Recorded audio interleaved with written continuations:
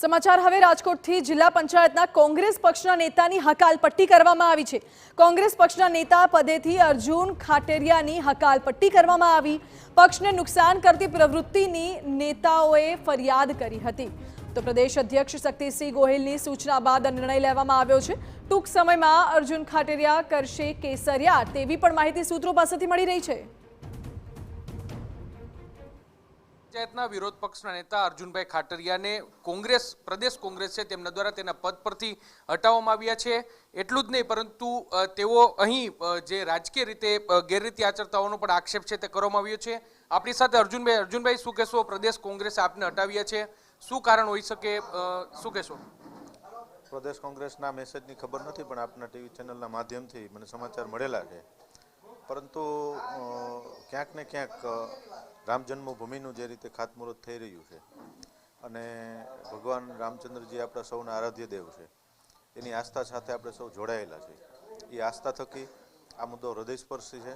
ભગવાન રામચંદ્રજી આપણા સૌના આરાધ્ય છે, હૃદયમાં છે, અને આ મુદ્દાને અનુસંધાને હું ક્યાંક ને ક્યાંક ઈશ્વરને માનું છું, રામચંદ્રજી ભગવાનને માનું છું, અને આ મુદ્દા નીચે છે અમે સમગ્ર ગુજરાત અને ભારતમાં જે રીતે નરેન્દ્રભાઈની વિકાસ યાત્રાના પૈડાઓ આગળ દોડી રહ્યા છે, એ પૈડાના વિકાસ યાત્રાના પૈડાઓમાં ક્યાંક ને ક્યાંક સહભાગી થવા માટે અમે સૌ સાથે મિત્રો છે એ ભારતીય જનતા પાર્ટીમાં જોડાવાના એ આજથી અમે નક્કી કરેલું છે।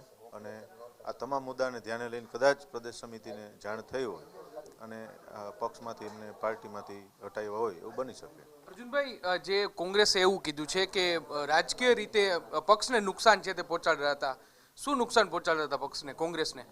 કોંગ્રેસ પાર્ટીના ઘણા બધા નેતાઓ એવા છે કે અયોધ્યાના મુદ્દા ઉપર છે એમણે ચર્ચાઓ કરી છે।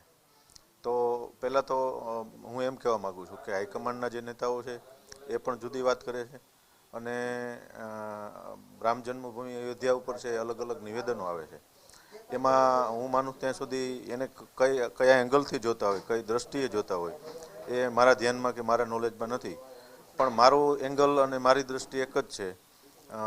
અયોધ્યાની જે અર્જુનભાઈ, ગત ટર્મની વાત કરવામાં આવે તો તમે કોંગ્રેસના આગેવાન હતા અને તમે આ જિલ્લા પંચાયત છે તે ભાજપ આંચકી ન જાય તે માટે બચાવવા માટે ઘણા બધા એડી ચોટીનું જોર લગાવી દીધું હતું।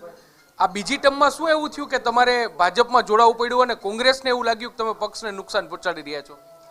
કોંગ્રેસ પાર્ટી એના એંગલથી જોતી હોય વાત અલગ છે, પણ કોંગ્રેસને તમે કીધું એમ એડી ચોટીનું જોર લગાવવા માટે, પાર્ટીને ટકાવવા માટેનું અમારું યોગદાન ખૂબ મોટું છે। મેં મારા જીવનના 25 વર્ષ કોંગ્રેસ પાર્ટી માટે ખર્ચ્યા છે। જ્યારે